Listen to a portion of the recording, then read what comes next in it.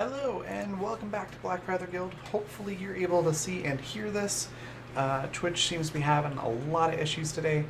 Um, so I did confirm this is on Twitch's end. Unfortunately, there's not a whole lot I can do about it. But we're gonna try to do the stream anyways.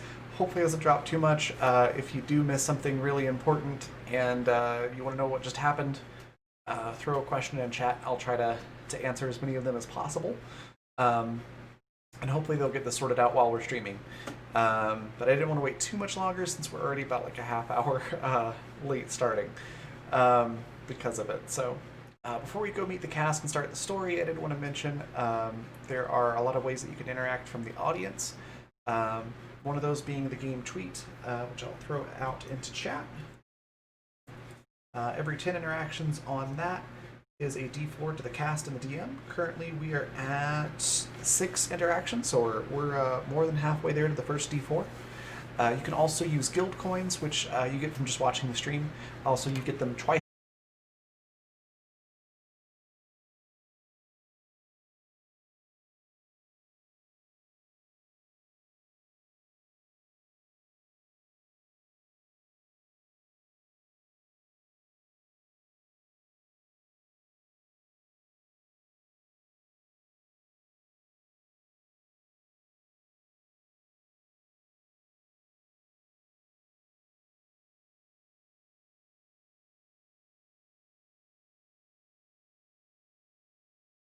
And that can be used both on the DM, by the DM, or on other players to other players. It goes whatever direction you want it to go. Advantage and reroll means that you roll twice and take the better of the two results. The big difference being advantages have to be called before the roll, whereas a reroll can happen after the roll. So the reroll is a little bit more powerful. Complication is a lot like plot points, but you get a lot more leeway on what you can do. So instead of it being specific to how many plot points you spend, you get 1 to 3 sentences to say whatever you want to add, change, or remove from the scene, and that's what we'll do as close as possible to make it work. The DM again has final say. So like if you throw something in there like the big bad evil guy has just fallen over dead inexplicably, something like that obviously would break the game and we'd have to do something different. But we'll try to stay as close as we can for the most part. Swapping 2 players for 5 minutes means that the cast will play each other's characters for 5 minutes. And you can choose any 2 people on the cast, including the DM, to swap places for 5 minutes. And then finally, the 1-up. If a character would die or reach 0 hit points, fall unconscious, anything along those lines, then rather than that happening, they come back conscious and at 1 hit point. And so it gives them a fighting chance to escape whatever just happened. Not a for sure survival, but it definitely gives them an extra chance. So if there's a character that you really want to see survive, 1-up is a good way to make sure that they do. And that's about it. With that, we're going to go meet the cast. I'm going to hand everything over to Zan, and we're going to get going on the story. So let's see. Here we go.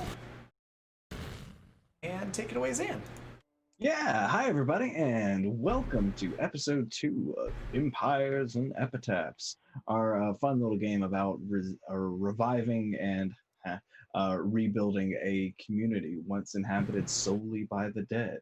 So before we get into the game this week, we're going to go through and introduce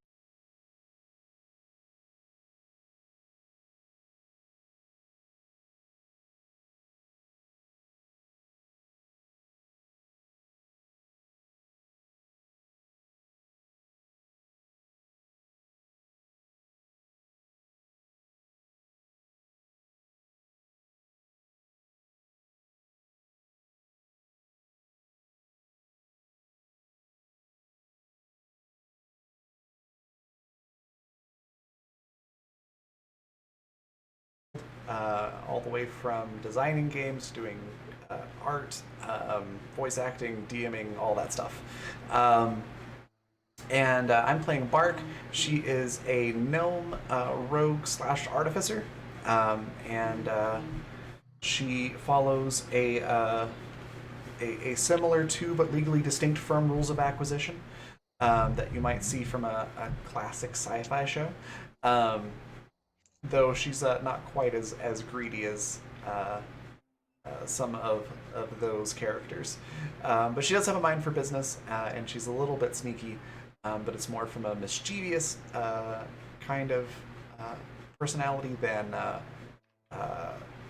aggressively greedy. Excellent. And yeah, I'm Zan. I'll be DMing this fantastic little adventure. You can find me at twitter.com/insanityttrpg or insanitygaming.com. I'm a professional DM and content creator for quite a few systems out there. And without any further ado, why don't we get started today? Our camera's going to pan in and is going to show various buildings in a state of disrepair, but there's new footprints on the dusty streets in town. The water in the well actually looks fresh. It looks clean for once, the first time in hundreds of years. And there's people walking through the streets. Well, shades of people and people.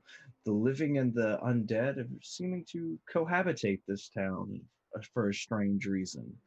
After our adventure ended 2 months ago, the other adventurers seeking to liberate this town from the undead grasp of the Bone Lord um, uh, came here and found the quest already solved.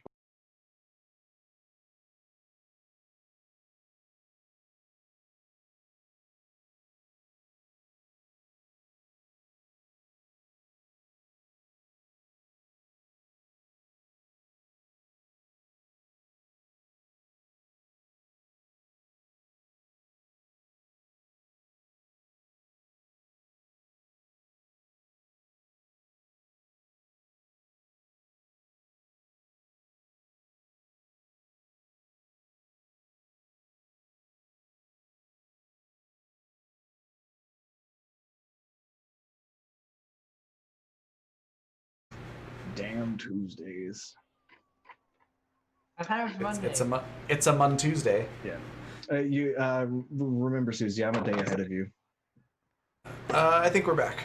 Oh, excellent. Fantastic. Okay. So chat, what was the last thing that y'all heard? And I'll pick back up from there. That was a little bit of a long diatribe for me. And I don't want to I don't want you all to have missed out on a single second of the glorious narration that is my velvety voice. I think you were just starting to talk about the holiday, right when it went to like completely disconnected. All right, fantastic. Thanks for the heads up, Raven. Yeah, so the holiday is known as Tombstone Tuesday. It's a holiday weekend celebrating the lives of those who once lived but have yet to rise from the grave. For the first time in more than 200 years, there are living guests occupying this town with you. Some are curious, some are confused, but they're here nonetheless. What are each of you doing to share this holiday with them? We're gonna start with you, Kat. Um, so I think Locrian is just kind of drawing on the walls, all kinds of festive things. Perhaps at the behest of Lady Di, but definitely taking things in his own direction. A lot of it's celebratory, as in, remembering certain figures that we certainly would have liked to see rise again, but then also throwing in the occasional like unflattering cartoon of the Bone Lord, and making fun of his dick size. Excellent. Excellent. And Calliope, what are you doing on this oh so glorious of Tombstone Tuesdays? Well, I think Lady Di is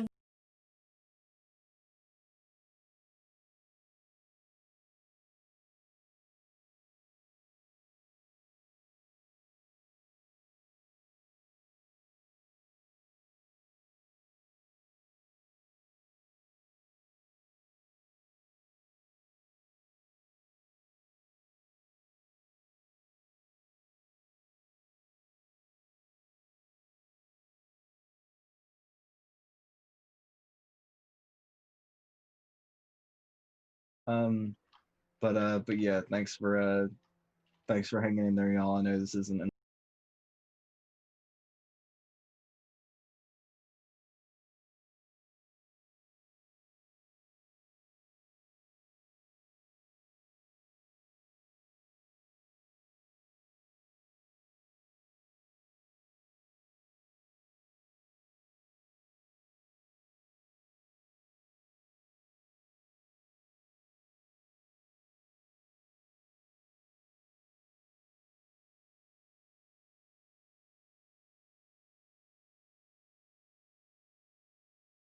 I love Nora so much.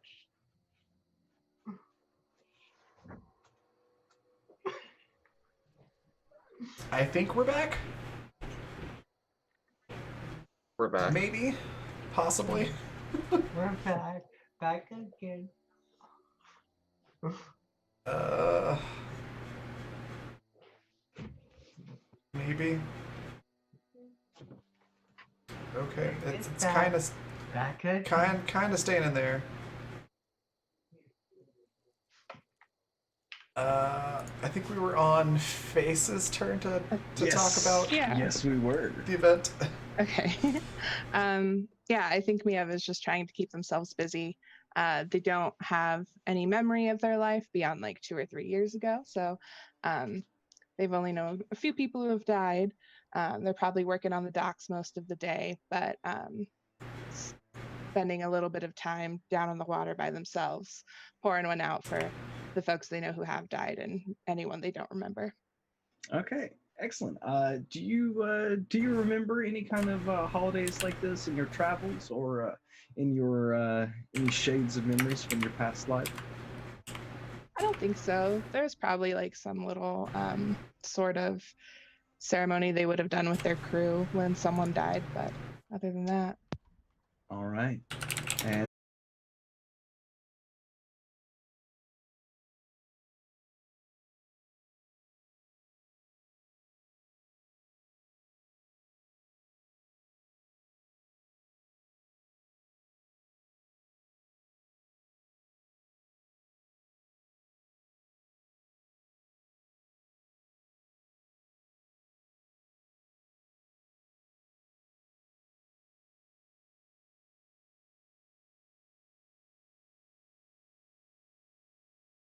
The best life you can. right. Yep, I have that cider I can is- drink here right now. It's going past the router. It's going past the other router. It's going past the modem. It is. Yep. It's on Twitch's end. Side note. I mean, there's nothing we This can is do. actually fine because my husband just walked the room to use the bathroom, and I'm like, can you not do this on the Do stream? you not piss with the door open? Just close the door. So Can you not? And on that note, hi, we're back. Hi. Hi. Well, hello everyone. Thank you. You're all welcome to that little glimpse into our personal life. The riddle is, who is pissing with the door open? You'll never know. Guesses in chat, please. Devon, Don't make me do a poll.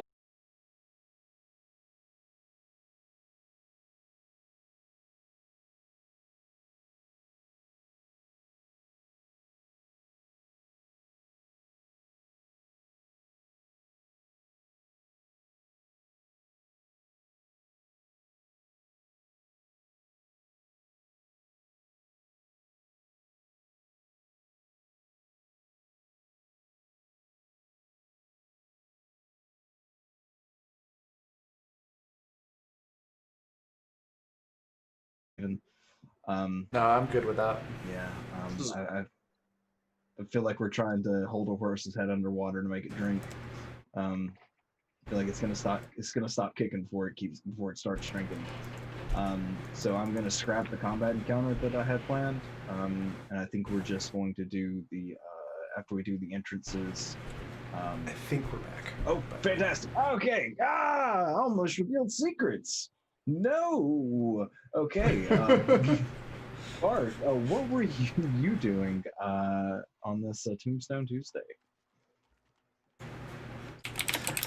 So yeah, Bark is basically supervising her tavern called High Spirit.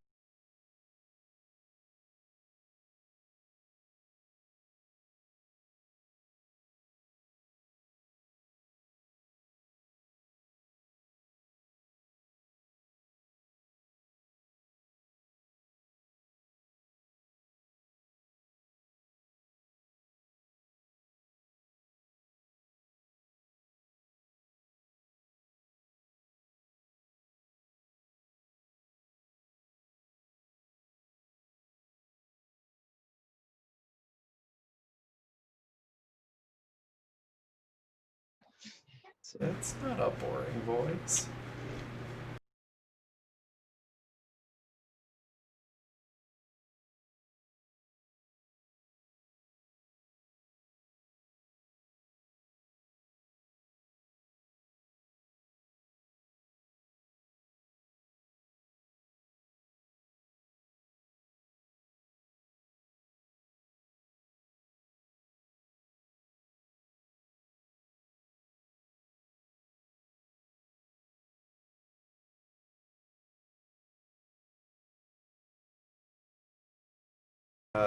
Yep. It's We may have really to. bad. Yeah. I think we're back though, for at least Yeah, for I now. can hear you Excellent. live. Excellent. Well, Okay. we'll make the best of it until we get to a good stopping point. Thank y'all so much for hanging around through all of the technical difficulties. Mizar has just slammed his fist on the counter, and in a voice distinctly belonging to a fire genasi said, "Where's the owner?" And Bark, from behind and below the counter, said, "Who wants to know?" I need a drink. And All right. he slams his fist again, and he's very purposefully trying to get Bark to like come around and be like, "Who is this dickhead?" I think you just hear like some steps, like feet on stairs, and all of a sudden, slowly, there's a Bark head that just rises up from behind the bar. She goes, "Oh, hey, it's Mizar. What do you need?" And he pulls the hood down, and you notice that his like normally his hair's like dark red. There's a streak of blue in it, and he laughs. He's like, "Nah, nothing gets past you. What's this? What are you having for today? Huh? It's good to see you. It's been a while."